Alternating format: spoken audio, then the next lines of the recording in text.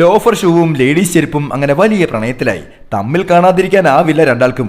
ഒരിക്കൽ ഇച്ചായൻ പുറത്തു പോകാൻ ഇറങ്ങിയപ്പോൾ ലോഫർ ഷൂ ചെരുപ്പിനോട് യാത്ര പറഞ്ഞിറങ്ങി. വേഗം വരാട്ടോ ചെരുപ്പൂട്ടി. ഇച്ചായൻ മാർക്കറ്റിൽ പോയി തിരിച്ചു വന്നപ്പോൾ ചെരുപ്പിനെ കാണാതെ ഷൂ പരിഭ്രമിച്ചു. ഇവിളിതെവിടെ പോയി? അതേസമയം അന്നാമ്മച്ചി ദൂരെയുള്ള മകളുടെ വീട്ടിൽ പോയപ്പോൾ അവിടെ ഇരുന്ന് ലേഡീസ് ചെരുപ്പ് ആകലപ്പെട്ടു. എന്റെ ചെരുപ്പ് മാതാവേ, എന്നെ കാണാതെ അവൻ സങ്കടപ്പെടൂലോ. 2 ദിവസം കഴിഞ്ഞ് അന്നാമ്മച്ചി വീട്ടിലേക്ക് പോകാൻ ഇറങ്ങി. പെട്ടെന്ന് മുറ്റത്തെ പടിയിൽ തട്ടി അന്നാമ്മച്ചിയുടെ ചെരുപ്പിന്റെ വള്ളി പൊട്ടി.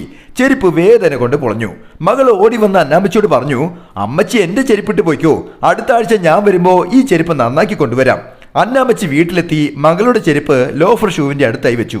പുതിയ ആളെ കണ്ട് പരിഭ്രമിച്ച ലോഫർ ഷൂ ചോദിച്ചു, എന്റെ ചെരുപ്പൂട്ടിയെ കണ്ടായിരുന്നോ? ഷൂവിന്റെ കാമുകി ചെരുപ്പിനെ പറ്റി ചോദിച്ചറിഞ്ഞ പുതിയ ചെരുപ്പിന് അസൂയ തോന്നി. അവൾ ലോഫർ ഷൂവിനോട് പറഞ്ഞു, ആ ചെരുപ്പ് പൊട്ടിപ്പോയി, ഇനി വരില്ല, പകരം ഞാൻ പോരെ. ഈ പ്രണയകഥ ഇവിടെ തീരുന്നില്ല.